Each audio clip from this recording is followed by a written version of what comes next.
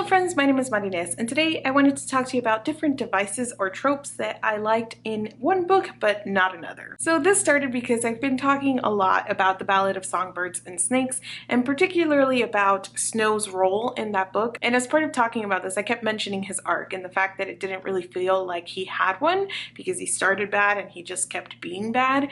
And that flat arc, like I heard myself talking about it, about a flat arc, and it was like pinging the back of my head, basically because one of my favorite superheroes or characters in general from when I was a kid was Superman. In my adulthood, I don't regularly read the comics, or I'm like not even caught up on the DCEU or anything like that, but love of Superman was really foundational for me in terms of like the media and characters and heroes that I like. And so it's really interesting to me, particularly to hear people talk about Superman as boring. Superman stories, especially origin stories for him, tend to have flat arcs, and they're not really about Superman getting better as a character, but a lot of times about learning about the kind of hero that he wants to be. And you see this a lot as Clark Kent kind of contends with the fact that he does have all these powers and he wants to both have a normal life and help people. So his journey is usually one of that discovery. What kind of hero do I want to be? What are the things that I'm willing to sacrifice and to do in order to be this hero and to keep both of these things, or juggle both of these things that are important to me?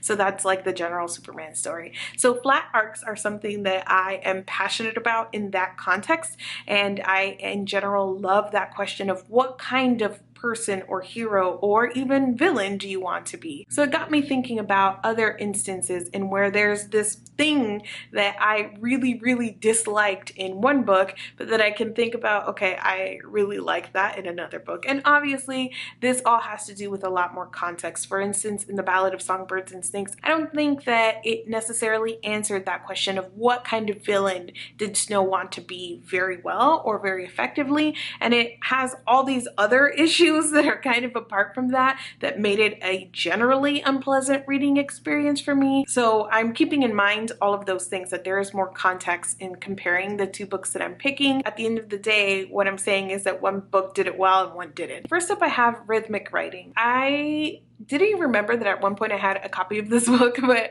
I went back to my original review for this book and I was holding a copy of it. So obviously I unhauled it at one point, but it is A Court of Thorns and Roses by Sarah J. Maas. In my original review, I gave examples of this, but she uses 3 words consistently to describe something. So it's always this and this and this. And it happens so often that what it creates isn't a rhythm, it's a monotone, and everything was dun dun dun dun dun dun dun dun, dun. Every description, the path, the painting, the person she saw was something and something and something, and it really felt like a pounding in my head by the time that I was finished reading this book. In contrast, I have Dreams of Gods and Monsters by Laini Taylor, and this is the 3rd book in the Daughter of Smoke and Bone trilogy. Laini Taylor's writing in general is very musical and very rhythmic, but in this book in particular, she uses this phrase, terrible and terrible and terrible forever, amen. And she repeats it, that same phrase, often, but she also has sometimes in her sentences this rhythm of boom and boom and boom. And so that really created a beautiful musicality to the story, especially because she used it sparingly. It wasn't every other sentence. It was just peppered in here and there to really connect the story, and it worked very well for a book that was otherwise very description heavy and very flowery.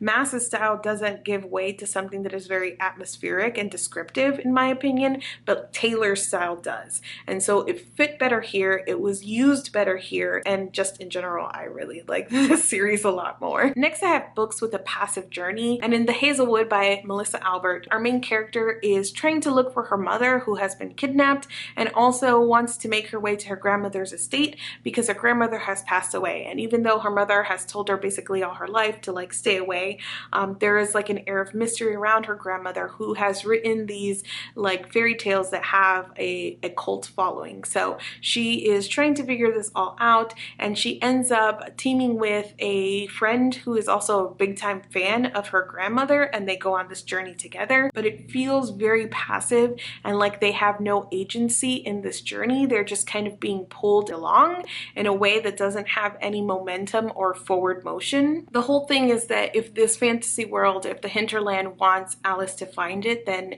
she will. So it's hard not to feel like that eventuality takes away any sort of importance out of what she's doing and the journey that she's on. That said, one of my favorite books of all time is The Girl Who Circumnavigated Fairyland in a Ship of Her Own Making by Catherynne and Valente. And in this story, we also have a main character who ends up in this fantasy realm, and she's trying to find the capital of Fairyland, and the capital of Fairyland moves. And so the only way to find it is to act like you're going there, and you will eventually run into it. Like, if you are supposed to find Pandemonium, you will, which is literally the exact same setup as the Hinterland.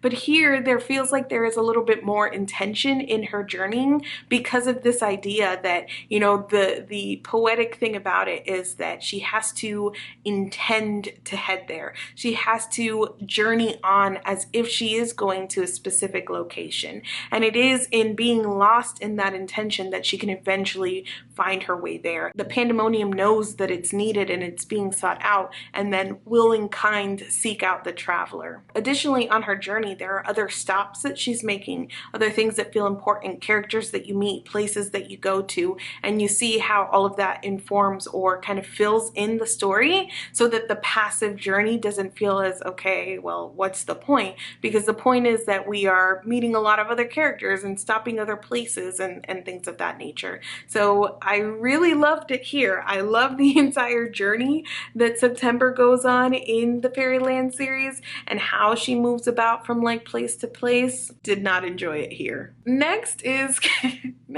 I feel so bad doing some of these comparisons, but next I have two books here that use specifically slam poetry in its telling, and the first is Slammed by Colleen Hooever.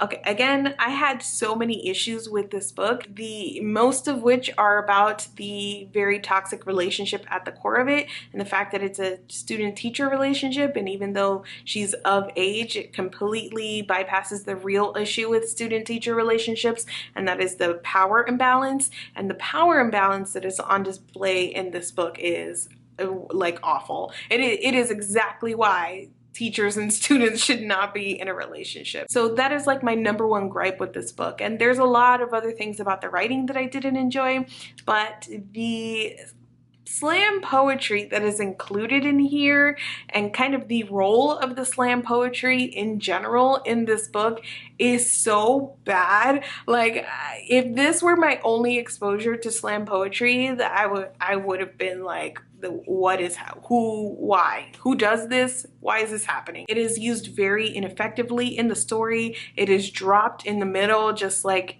I don't know why, and the slam poetry that is included isn't good. Slam poetry is something that is performed, and a lot of the value is in that performance. So just having like her poetry like bam in the middle of like her angsty scenes with her teachers was really not it, and no. In contrast, we have The Poet X by Elizabeth Acevedo. This is a novel told in verse, and I think that by using it that way, by taking this entire idea of poetry and that being the main vehicle through which we get the story, is much better than just kind of including the poetry here and there throughout and feeling like you're not going from one thing to the other very gracefully.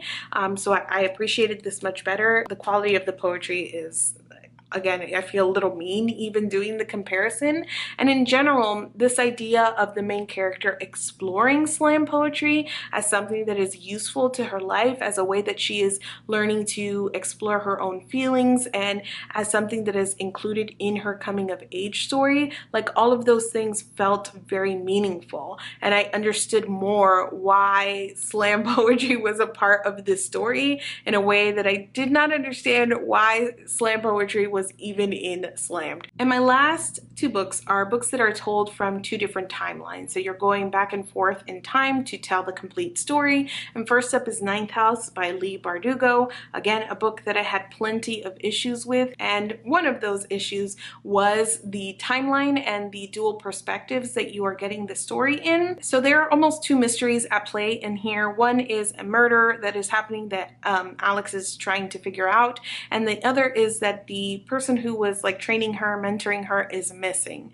And when we flash back in that timeline, in that point of view, we're hearing from Darlington before he goes missing. My issue was that I felt like when we were flashing back, we weren't really adding anything to the story. It's always shaky ground in a story when you know the end and you're kind of telling it backwards. And so if we're flashing back, it needs to feel like there's some added benefit or some new information that we're getting from that piece. And I didn't really feel like there was. And I also didn't feel like these flashbacks were particularly, like, they weren't giving us much about the characters either, even if we know the plot pieces. Like, if it was there to kind of inform who Alex is or tell us more about Darlington, I didn't feel like those flashbacks did that effectively, especially because when we see Alex in the present, she's pretty much the same person and doing the same things. And because we never meet Darlington in the present, there is like almost a layer that we feel removed from him and from the immediacy of his story. I feel like there was a lot that could have been done to this book to fix it, but one of the things I think would have made it just like immediately better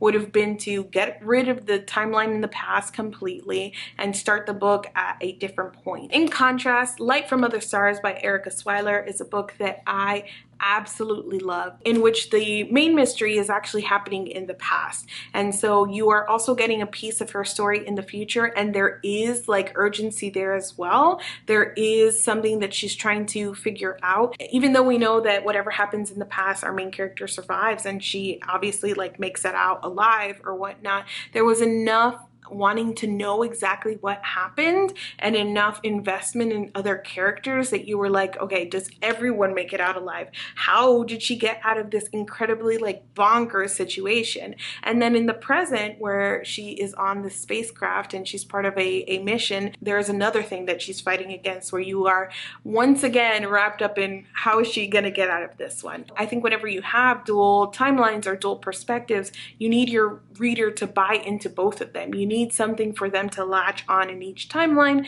and this did so very, very effectively. That's it for me today. I would love to hear from you guys. If there is an example that you can think of like something that did not work for you in one book, but that you can think of an example where it did work for you in another book, or if you have read any of the books that I've mentioned, I'd love to chat with you about them. Thank you so much for watching this video, and I will see you guys soon. And what is this guy's name? Darlington?